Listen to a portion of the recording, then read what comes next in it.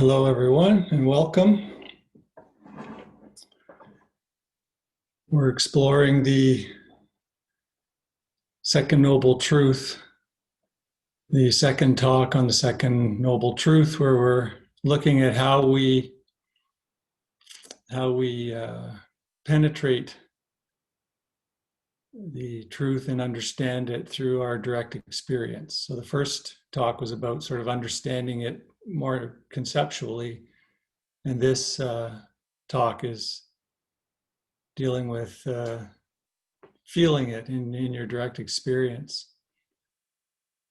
In the guided meditation, you might have noticed a couple of things that may help you, get that feeling. Let me move the mic a little closer. Get that feeling for the. Is that a better sound? 7-day retreat. I'll have to find my my inner voice. So the couple of things perhaps you noticed in that meditation. One, we're doing a couple of things in that where we are noticing our relationship to objects by conditioned, impermanent objects, body sensations, sounds, smells, tastes, sights if your eyes are open, and thoughts. So we're noticing how the mind continuously reaches out to objects to find its happiness, fulfillment. So we're just noticing that sometimes very subtle craving, whether it's resistance or grasping. It's all falls under the label of craving. We crave to get rid of it, or we crave to get more of it. And I'll talk more about how that manifests. So that's part of what we're doing in the meditation, is we're noticing how the mind does this. And we're just letting it be. We just see it. So when you see the mind crave in this way, you don't go the next step, which is identify with it as something that actually needs to be fulfilled for you to be happy. That would be the clinging. You start to obsess around it and see its fulfillment is very necessary for your happiness. So it's just by seeing it allows it to just be. You don't have to do anything. You don't have to. It's not a problem. These kinds of desires, cravings, thirsts, whatever word we use, they come up. So that's part of it. The other part is we notice when the mind is not craving that there is this space, this stillness, pure awareness that's present, consciousness, again, whatever. They're just pointers, whatever word resonates with you. And so I was, speaking about noticing the stillness or the space at the end of a thought. And that moment, you're sensing into your true nature through consciousness.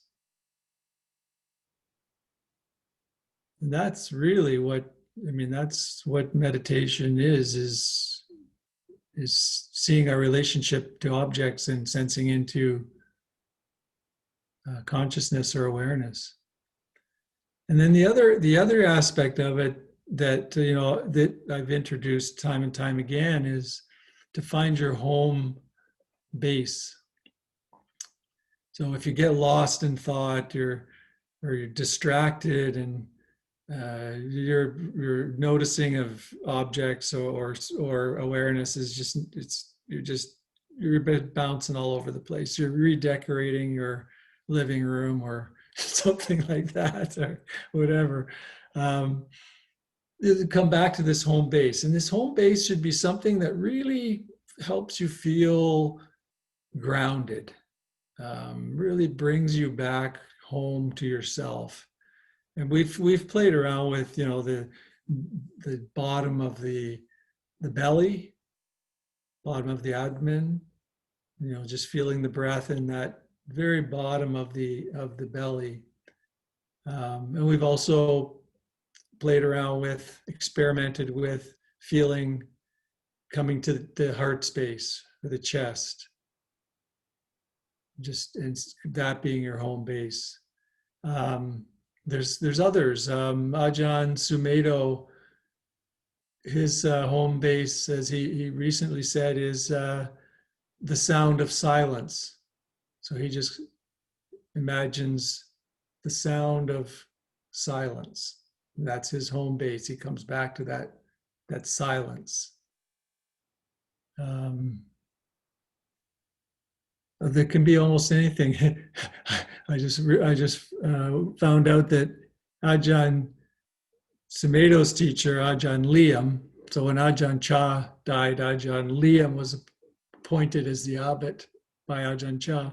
His home base was the image of a skeleton. You'll probably wonder how that was helpful, but for him, that was what he saw. You know, the sort of the temporary nature of human life, the preciousness, and the limited time to practice, and so there's all of these other aspects in terms of contemplating the body as well. So that was his home base. So it can be anything, really. I mean, if a skeleton cuts the what's the saying, makes the cut, pretty much anything can be your home base. So think about what resonates for you, you know, in that regard, because it's something that you come back to time and time again. And in some sittings, you may spend your whole sitting at that place, right? Because the mind is just very agitated, very restless, and you know that all you can do is kind of notice all this activity and come back to your home base. Come out, notice all this activity, come back to your home base. Well, that's the sort of the basic framework for or structure that you could bring to this kind of meditation practice around the second noble truth. So I hope I've made that somewhat clear.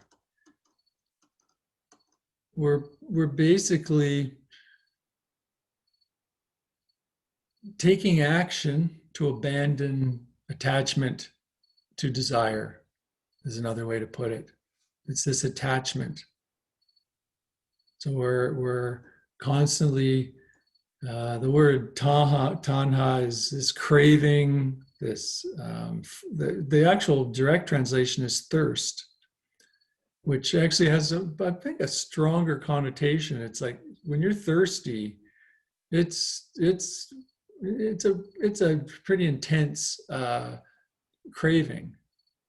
You know, one of the most intense, perhaps, and more intense at least. So this thirst to control our experience. You notice the mind constantly wanting to control what's happening or going to happen. And you know, it's operates under the illusion that we actually do have all this control. We have much less control than what we imagine we do, if any at all. But the mind will crave for this kind of control and wanting to fulfill pleasant. It's to get pleasant sense objects, and wanting the moment to be different than it is. You can see that desire, wanting the moment to be different. So when I started the meditation, I said I was going to do a guided meditation, and then I didn't say anything. And how many people had thoughts come up, some desires, some wanting, right? Immediately, pretty quickly too, I would imagine. I know when this was, I was on the receiving end of this little frustration. That it didn't take long for the mind to, oh, I wonder when he's going to talk. Oh, I wonder if his mic's turned on. That kind of, oh, the mind's immediately going forward with desire.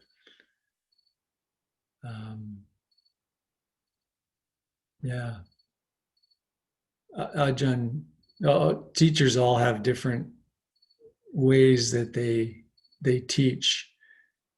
Ajahn Chah was a teacher that he was kind of a self-professed teacher that used frustration. So he would frustrate his students so that they could see desire and craving arise, and then they could learn to just be with it. And so he would one thing he often did was he would give a 4-hour Dharma talk in the hottest room in the whole compound. He'd sit up there and in Thailand, northern Thailand, but still very hot, and give these 4-hour talks, and mosquitoes and so forth, and just people would just be, oh geez, I wish he'd stop. The mind would start craving. I want to go meditate. And then it would start maybe spinning stories. How is this helpful? Him going on and on. I should be meditating. It'd be way more helpful. And so you can kind of see, and or people are used to it, and they start to know how to relate to those thoughts that arise, to just let them be and not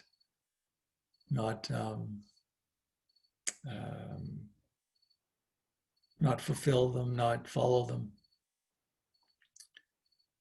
So that's, yeah. So I started that Dharma talk to kind of demonstrate how craving quickly comes. Perhaps you saw how the mind just constantly is wanting things to be different, arguing with with the moment, wanting to control what's going to happen, or going over what did happen. It's this constant struggle, as we talked about in past talks, dialogues. Struggle with what is. The mind needs this struggle. Yeah. So there's, it's all objects, conditioned phenomenon that are impermanent, but the mind grasps for what it wants, believing that that will provide lasting happiness, or it resists what it doesn't want, thinking that it's not going to just fade away on its own. I have to do something here to get rid of it. And this misperception that we can find fulfillment in these impermanent, conditioned objects, the realm of objects, is a huge misperception. It's the misperception that keeps us on the wheel of samsara. It's awakening is simply awakening to this misperception. It's really that simple. That's why the Four Noble Truths are so fundamental to the teachings. When we talk about awakening or enlightenment or whatever word you use, it's really awakening to the misperception that happiness can be found in the conditioned world of impermanent objects. So we're looking in the wrong place for happiness. We're all doing it, right? I mean, 99% of us anyway on the planet seem to be looking in the wrong place for happiness. A couple of stories to make this point. Nasruddin, if people heard of him, the kind of Sufi wise man that teaches through kind of foolery, doing foolish things. This is the way that his wisdom is taught. Some of you might have heard this one. Someone saw Nasruddin searching for something on the ground. "What have you lost, Mullah?" he asked. "My key," said the Mullah. So they both went down on their knees and looked for it. After a time, the other man asked, "Where exactly did you drop it?" "In my house." "Then why are we looking here? There's more light here than there is inside my house."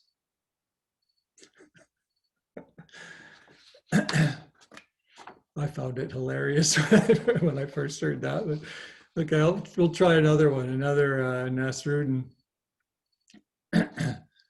This one I didn't quite find as hilarious, but maybe you will. Nasruddin used to take his donkeys across the border every day with the panniers loaded with straw. Since he admitted to being a smuggler when he trudged home every night, the frontier guards searched him again and again. They searched his person, sifted through the straw, steeped it in water, even burned it from time to time. Meanwhile, he was becoming visibly more wealthy and prosperous. When he retired and went to another country, one of the customs officers met him years later. "You can tell me now, Nasruddin," he said. "What was it that you were smuggling when we could never catch you?" "Donkeys," said Nasruddin.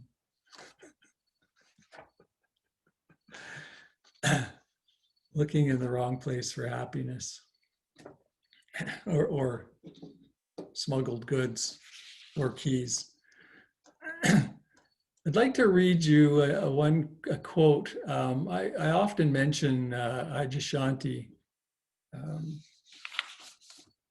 I find his teachings very direct and powerful. And this teaching on happiness I continually kind of reflect on it and find different aspects of it that resonate with me.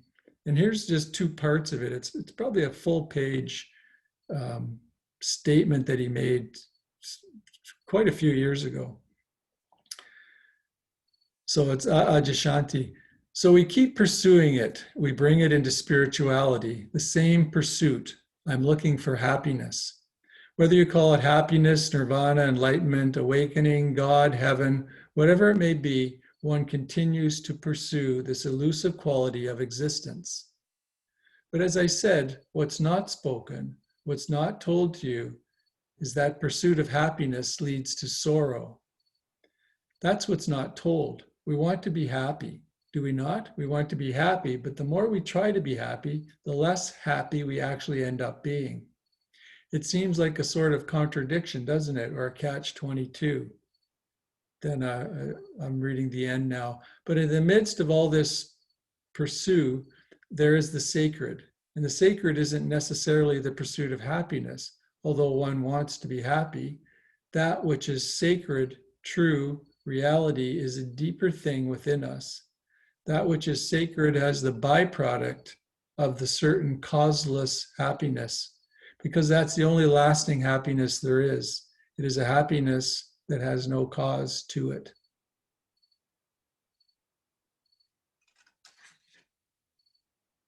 So these are pointing directly to the second noble truth, that we're looking for happiness due to our misperception, and that it's actually causing us more sorrow than it is happiness.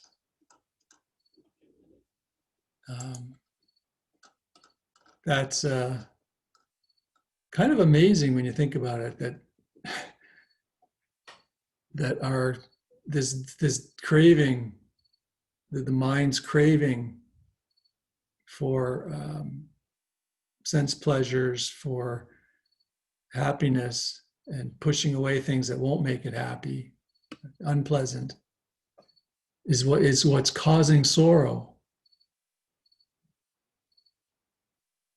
It's the cause of suffering. The first noble truth was there is suffering, right? That suffering exists.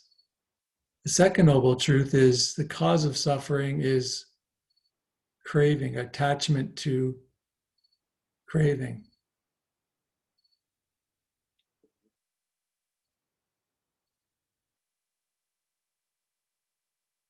But we continually do it. I've heard Adyashanti say that before, the miracle isn't that there's the sacred or the divine or the true nature, the awakened stillness. The miracle is that 99% of us run around with the misperception that happiness is elsewhere. So that's what's more unbelievable. Not that there's this stillness that you can actually sense into fairly easily in your meditation. The sort of the shocking thing, or as he calls it, the miracle, is that this misperception persists. But you can see it, when you just sit. I mean, you don't see it so much when we're perhaps. I mean, it depends how long you've been at this project. It's this. But when you just sit in stillness, you see the constant push pull in the mind, this constant struggle. You can just see it, and if you get still enough. So I just came off a 7-day retreat. So there's a certain amount of stillness that arises sometimes. It's not it's more likely to arise in a 7-day retreat than it is at Disney World, right? So where was I going with that?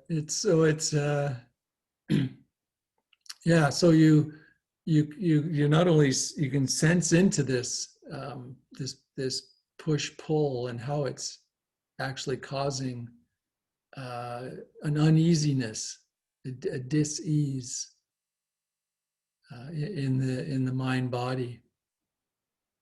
Yeah. So it's pretty accessible to us to sense into it.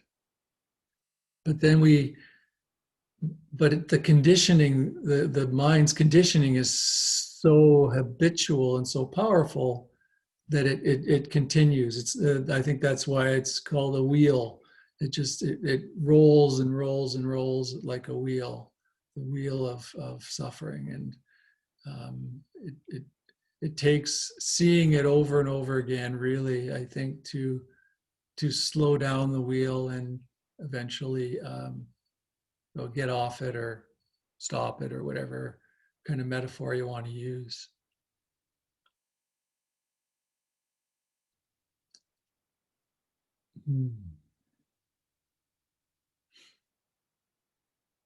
So I hope this is helpful to people in understanding a really crucial approach to the practice, seeing a relationship to objects, this constant craving to get what we think will make us happy and push away what we don't want. Wanting things to be different in the moment. So we're really arguing with what's arising in the present moment, wanting it to be different so that we can somehow find happiness.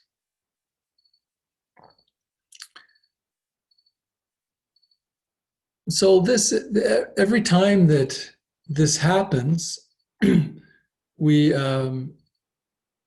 recreate or we rebirth a self or a me that a self creates the illusion of need through its craving. So the self gets rebirthed That's, when you look at the wheel, the wheel of dependent origination, you see tanha, craving, then upadana, which is clinging, and then suffering, or sorry, then the rebirth, which is the rebirth of the self. You're constantly recreating this self through the craving thoughts. So when I first heard this teaching, I can think back the decades ago when I first heard this kind of this teaching, and immediately my argumentative mind, which is really what I had, a very strong argumentative mind, a personality, I should say, a personality that was constantly challenging ideas. So I would say, well, what about fighting for social justice, and what about desire for food when you're hungry, and the mind will go there. And I'm not saying that there's anything wrong with that. That was my personality, right? That's where the mind went. And so I voiced the question. And I had some very pleasant teachers, because I wouldn't just ask one teacher, because that's just one opinion, right? I would want to, because I looked at all this as opinion, I would want a few opinions. And but that got me nowhere, right? So of course, if you need to eat, you're going to desire food or water, just a shelter and so on, safety, and in the conventional world realm, that's the appropriate thing to do. In terms of something like, well, it's not just working for social justice, it's any, what you might call wholesome or worthy desire to and this is an important one, looking at our relationship to wholesome desires. We kind of see, a relationship to unwholesome desires. That's a little easier to, for the mind to accept. Let's put it that way. And before I go on, I would like to say again, and I've said this so many times, this isn't about the mind knowing this in an intellectual sense. So, we ask these types of questions, especially I ask these types of questions, but in the end, it didn't help me, because really where the insights come from is seeing it in your direct experience. So seeing how you relate to desire, wholesome desires, unwholesome desires, seeing what happens when you identify or cling to a desire and obsess about it, seeing for yourself the suffering that arises from those two aspects. So back to the clinging to a wholesome desire. I'll give you do I have time? Yeah, a story. A real something that actually happened to me. So and it's fairly recent. I had an argument with a close friend about how he was how cautious he was being in relation to COVID-19. So it started as, a friendly kind of encouragement to be more cautious. It ended up being more confrontational than originally intended. And there was some hurt feelings. So, of course, the desire is to reconcile, right? It seems like a wholesome desire to reconcile And so how could that be wrong? How could it be wrong to cling to the desire for reconciliation? Why shouldn't I cling to it? Right? Those could be the mind could be having, and you could play this out with any kind of wholesome um, desire. So the practice is to be mindful of any attachment, right? Any clinging, even to a worthy desire, a worthy cause. So does my clinging to it, obsessing about it, bring about an improved relationship? Would my clinging to it, this kind of wanting mind, would there have been suffering if I had clung to this idea of reconciling and probably played over the conversation and just clung to, um, at least the mind didn't go to blaming, or that's the other place the mind could go, right? But this was more of a desire for reconciliation. So if an obsessing mind arose, there would be suffering. We're obsessing over the wanting to reconcile. And the practice would be to sit with that obsessing mind and to see the suffering. How is the desire felt in the body? What emotions are arising surrounding the attachment to reconciling? So you can then start to see the difference between the desire to reconcile and the obsession around it, the clinging around it, and how it's the clinging that is causing the suffering. So that you can see that it's really an attachment to outcome. Really look for that if there's an attachment to outcome. Of course, the desire to reconcile can arise, and it can just be seen as, yes, there's a desire to reconcile. And then next time we see each other, there was a conversation, and actually, forgiveness is in the form of apologies and so on. And just a sort of seeing from another person's shoes. Is that even a saying? uh, I don't think so, but you get what I mean. Spend a day in my shoes, isn't that kind of what? So that's the idea, is sort of seeing from the other person's perspective as well, because we all have our perspectives. So you can see how clinging to even what you could call a wholesome desire causes suffering, that we need to also be aware of that.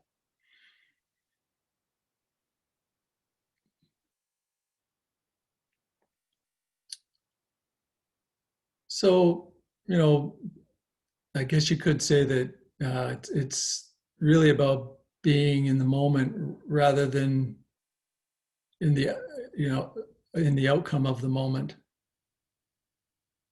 Living in the moment rather than the outcome of the moment.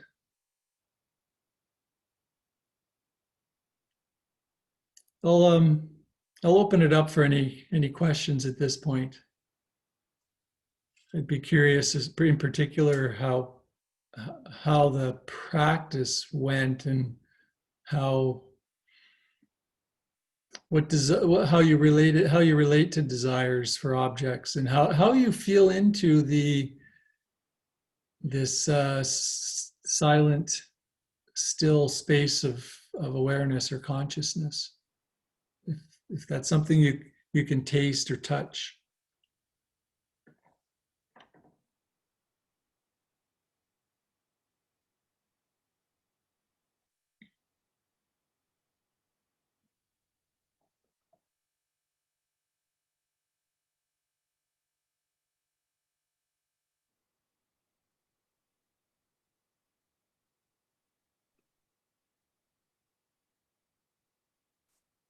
I don't know if we put our hand up or, Yeah, we do this little thing where we, okay.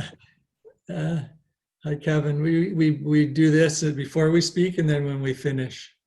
Okay. Thank you, and it's nice to be back. And very, I have to say, I found it very hard to do that 40-minute meditation. I guess I'm a little bit out of practice, but I think it's good for me. I'm in a conference, and I guess virtual conference, and one of the things that we're presenting on is post-traumatic stress, for suffering and trauma. And one of the therapies is called narrative exposure therapy, and this particular therapy uses the concept of a kind of rocks for trauma and flowers for kind of good or positive memories. And so I see that people with trauma, they can't let go of their trauma. So they're craving, even though they should let go of it, they can't. But in this therapy, we use the flowers as well. And I was just thinking that I'm not sure how that fits into this theory, because we use the flowers to bring someone back away from the trauma. So when we go into the trauma with them, we need to have the flowers or a good memory to get them back out. So we don't go in without a good memory. And when people don't have even one good memory, which is what it's like when you're very sick, we can't do the trauma therapy yet. So I'm not just curious if you had any thoughts on that. Mm-hmm, mm-hmm. Yeah. Oh, thanks for that question. So, um, the aspect of self-compassion is so critical to this work, and in particular, I think in our work with the second noble truth. I mean, we say that, you know, compassion is one wing of the two of wisdom, and compassion are the two wings of the bird of the Dharma. Um, but I think in particular with the working with the second noble truth and seeing how we create suffering with our attachment to desires, craving, bringing self-compassion into the practice is so critical. Is so critical.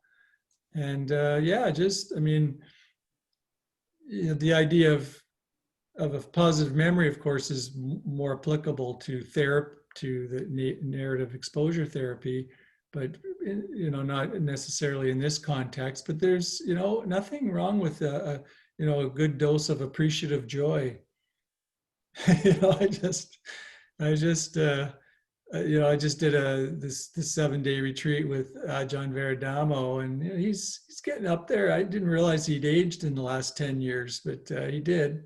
And you know, I don't know what I expected, but you know, he's 10 years older, and his demeanor has shifted towards this really appreciative joy that he really displayed. And he'd sit down every day and he'd go things like, well, you know, I saw the squirrel. He came down and he got 2 acorns today.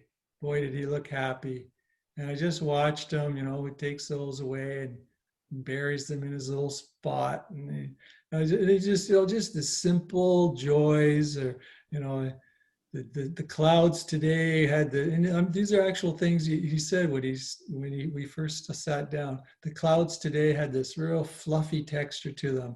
You should all go out and look at the clouds. Although, you know, people were from Sri Lanka and Thailand and all, but you know, in Perth, Ontario, with these very fluffy clouds. And so this idea of appreciative joy is very important to the practice. And again, I got a real taste for, and it rubbed off, this kind of joyousness that he had for very simple things. Like it wasn't like he needed to stimulate his mind with all kinds of pleasant sensations. He was just seeing nature, really seeing the natural unfolding of the world, which is, you know, what we are is just part of nature unfolding.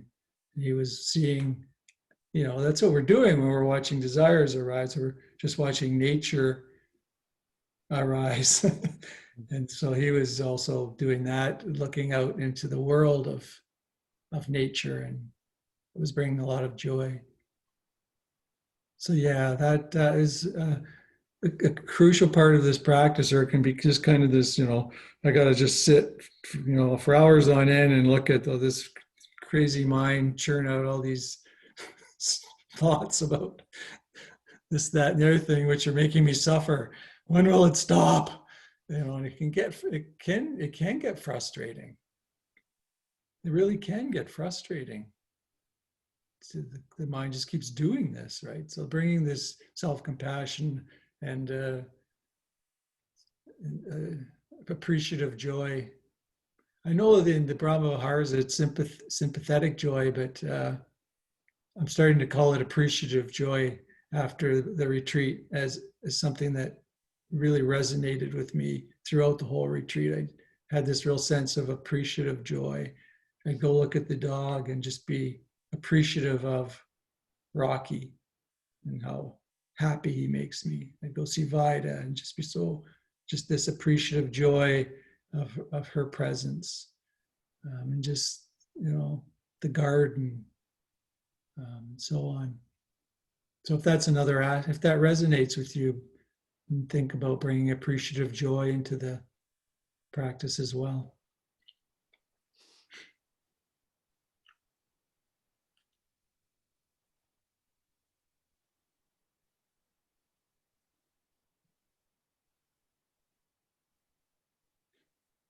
Oh, by the way, Kevin, we had one session on, I forget what it was called. It was working with trauma, mindfulness and trauma, and I can't even remember why we stopped it.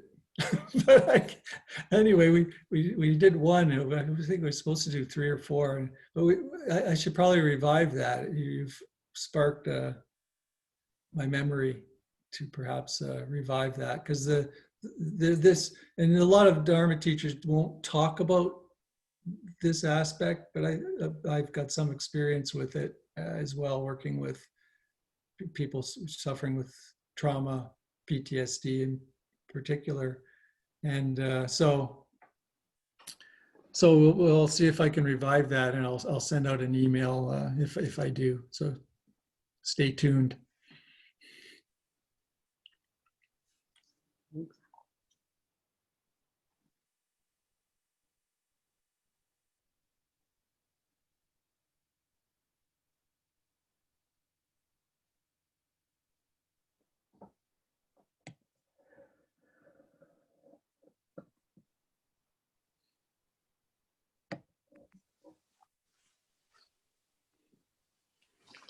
Stephen, I really liked what you were saying about the space after a thought. I'd never noticed it before, and then suddenly there's this beautiful new thing to notice that hadn't occurred to me. But my question was actually about your retreat. I've been thinking of doing an online retreat, and frankly, I don't know if I have the self-discipline to do it without the support of people actually around me, watching me if I get up in the middle of a meditation or whatever, or not watching, but you know what I mean. And so how different does it feel to do it online versus residential?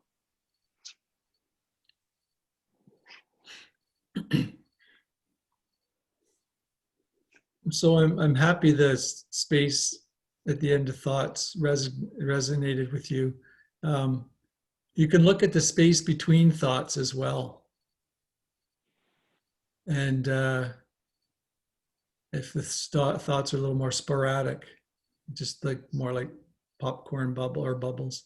The other is looking at the thoughts as words on a page and bringing your awareness to the paper, the space within which the words are appearing. if that resonates with you as another kind of imagery. Yeah. In terms of the retreat, yeah, so these online retreats are different, right? So, we sit at 6 a.m. That was an early sitting because, monks are like that. They get up early, and then I think they have little naps after they meditate, but we won't. So that because it was a monk, it started real. But you sit when you sit in front of the screen. Of course, it's kind of like, to me, being in the room. Most people had their videos on, and you could kind of get a sense of people. I think we sat together for 45 minutes, 4 times a day.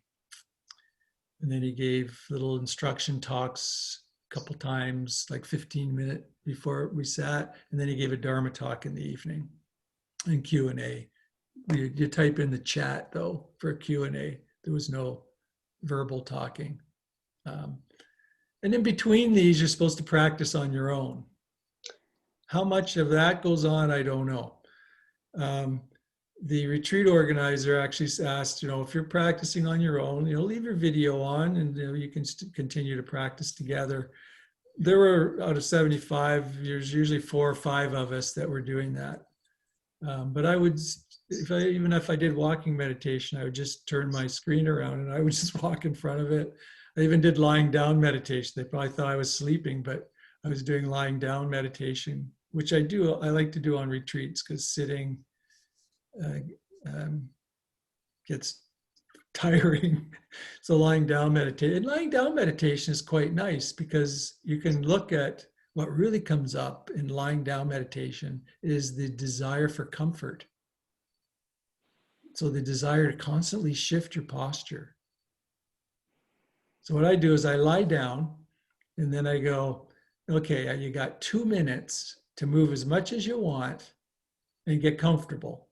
2 minutes, and that's it. And then you're going to start meditating. So you should be able to figure out how to get totally comfortable in 2 minutes. So I do that. I move around. I get the pillow just right. Get my hands, whether I want to do the shavasana with the hands up, or I just kind of get your hands down. I just get right comfy, and then I start, and then just notice the desire. Oh, you should shift your head just a little bit. No, you should. The thoughts just come up. So really, it's a really good desire meditation to do a lying down meditation. It gives the body a break to a different posture. And the Buddha did say 4 postures: lying, standing, sitting, walking. So it's a Buddha approved posture. And yeah, so that's so it. I think most people, as soon as the formal sittings are over, perhaps they just go do other things. There's a real pull to do that. You're in front of your computer, so your emails are popping up and all this kind of stuff. You see a bit of that too. You see some tops of heads as people, email. So there's all kinds. It's different, right? And I think it's perhaps harder for a first retreat.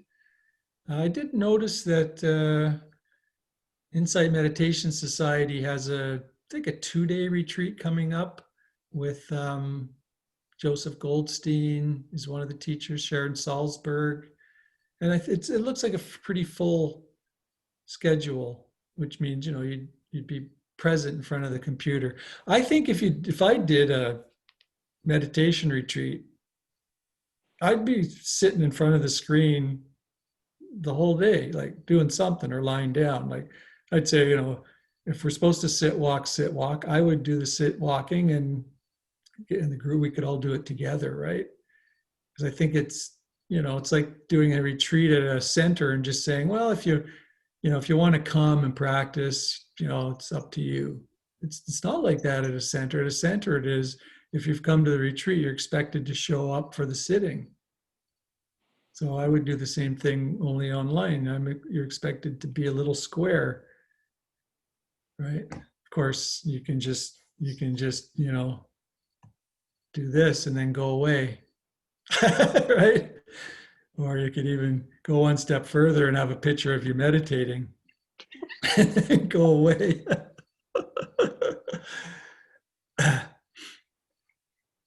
Yeah.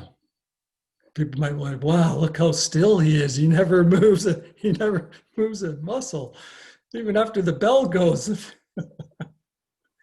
But yeah, joking aside, it is different. But you know, I enjoyed it. Yeah, yeah, it's definitely a way to do it given the pandemic.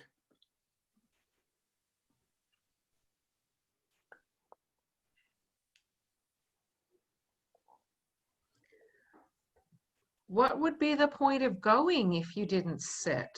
Like, why would I'm not trying to be nasty or anything, but why would you sign up and then not do it?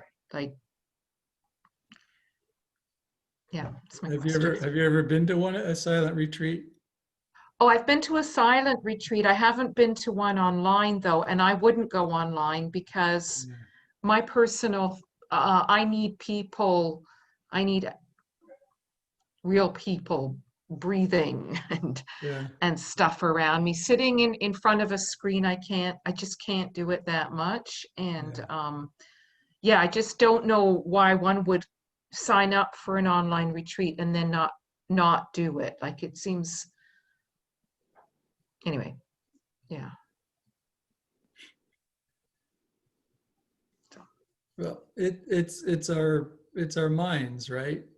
It's our minds can, you know, and I can remember retreats in my 20s where you know, I thought this is going to be the best thing.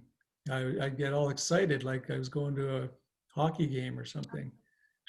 I would be all excited about going on this silent meditation retreat, and then I'd get there and it'd be like, oh my God, this is horrible. oh, Why did I sign? yeah. You know, and I the mind would start making up reasons why I shouldn't go to a sitting. And, you know, of course, I believe them a lot of times, right? And I go have a snooze instead or whatever, read a book, didn't have cell phones.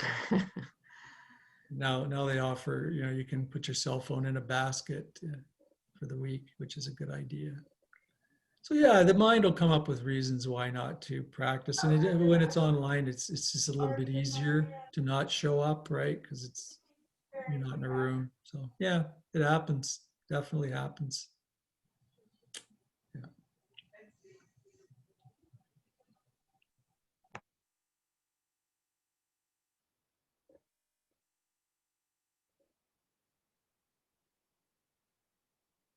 Ah. Question? Want me to unmute? Let me unmute you. Well, we pushed it at the same time. Okay, there we go. Yes, I'm quite interesting to know or hear this thing that you do the silent retreat in front of the screen or you go and do the sitting. I find is that, well, I have attended a number of sittings. I don't find any difference if I was sitting there or I'm in front of the screen. Even while I'm sitting, I am observing the golden silence. I am doing the meditation, observation of my thoughts.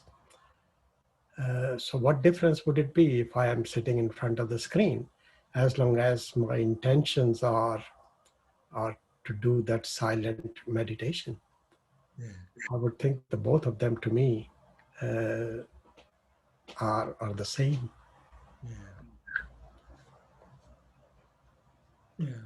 Thank you. Yeah, and we all approach these, we're all different in how we approach retreats, right?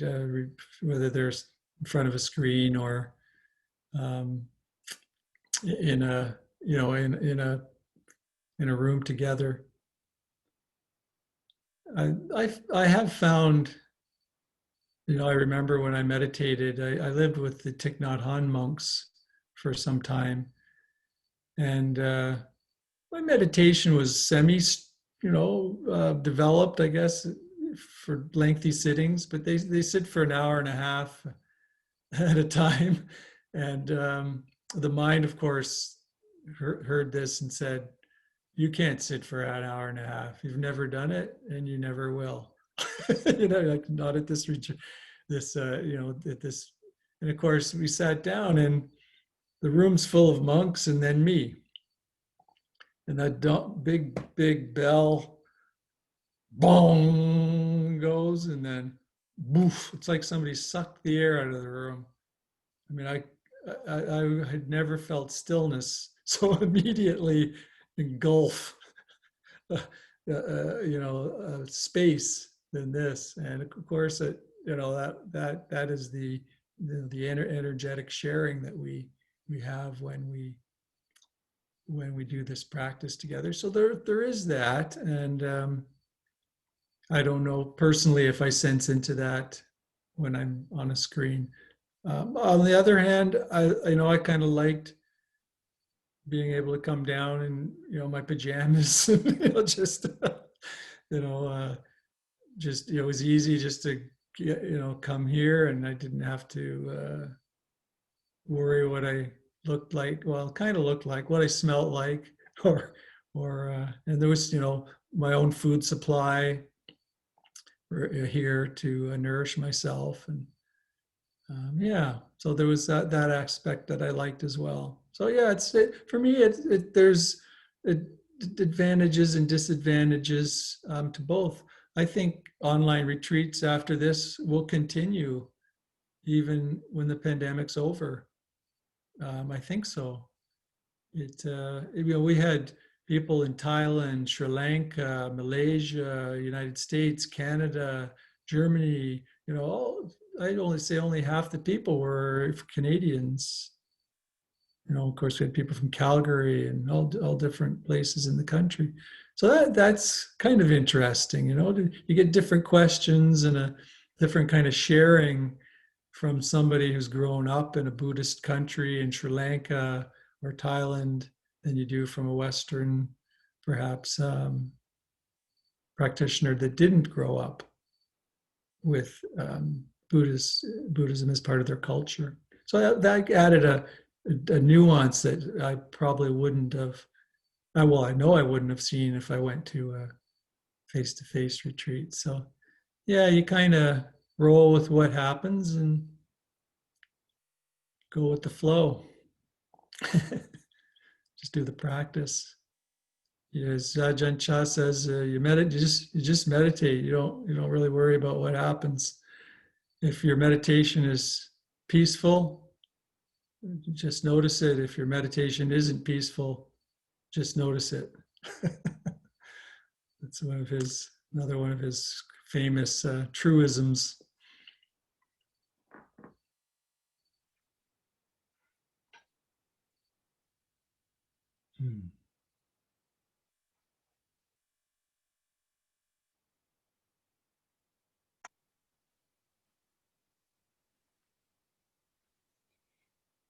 I wondered about the practicalities of being silent when you live with other people. Like, were you silent for 7 days on retreat and yet interacting with your partner and your dog and things like that? Or were you speaking outside of the meditations and the teachings?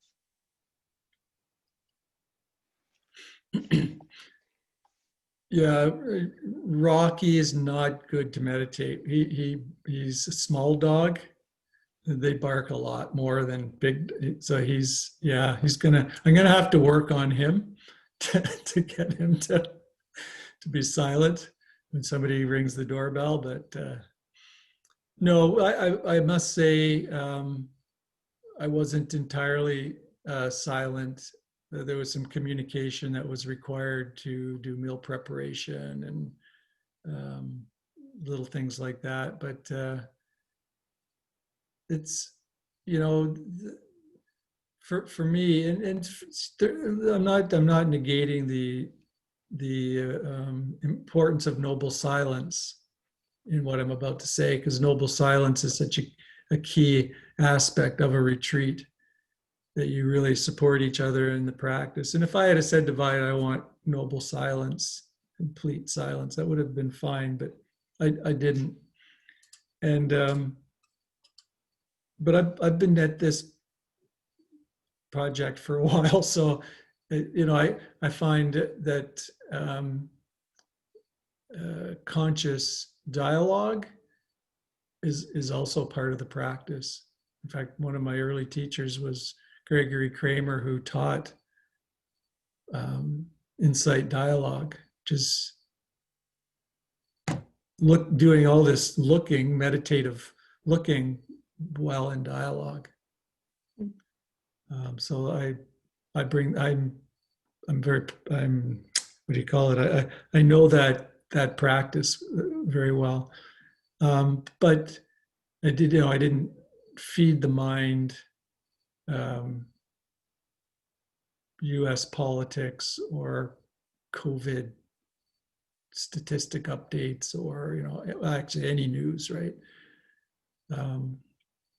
Or, you know, device time, things like that. I think that would really interrupt a retreat much more than basic dialogue. Yeah. But yeah, noble silence. If you're just starting, you know, it's your first retreat, or you've only done half a dozen or so, then I would say, you know, practice noble silence as much as you can, even on a virtual retreat. Just tell your partner that you'd like to be completely like quiet. I mean, that doesn't mean she or he can't get on the phone, and they'll make noise, but it's because they live in the same household, but not dialogue between the two of you. That gets hard if you're in a family with kids, and you know, of course, so you do the best you can with, you know, be realistic and practical, and do what you can with what you have, and don't worry about it. You know, it's the mind starts spinning stories. Just notice it. It's the mind desiring things to be different than what they are.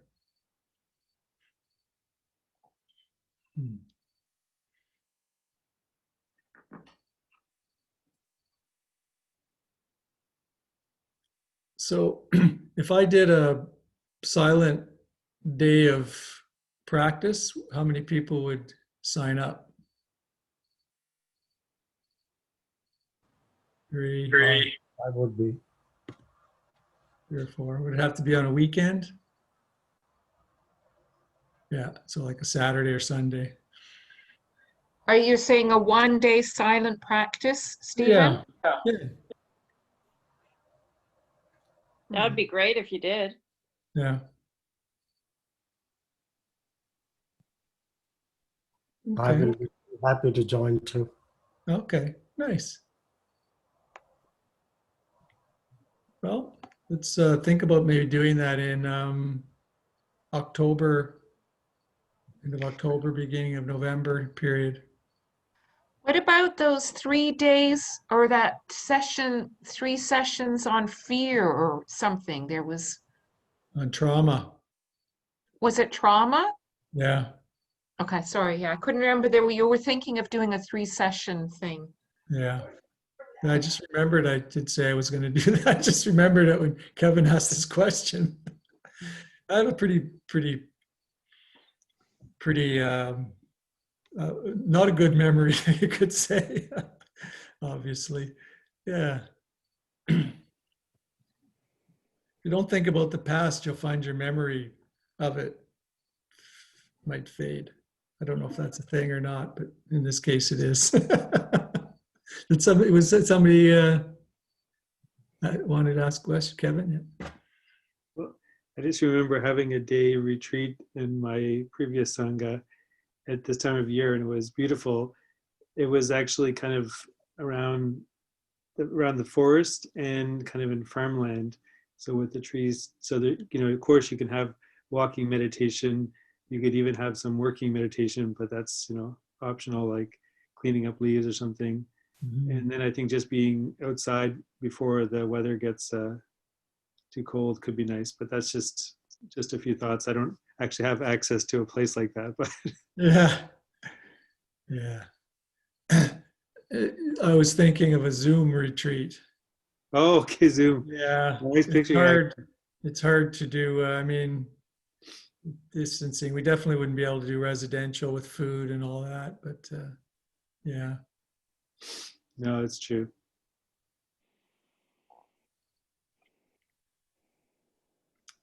Okay. Any other questions with the talk or the practice?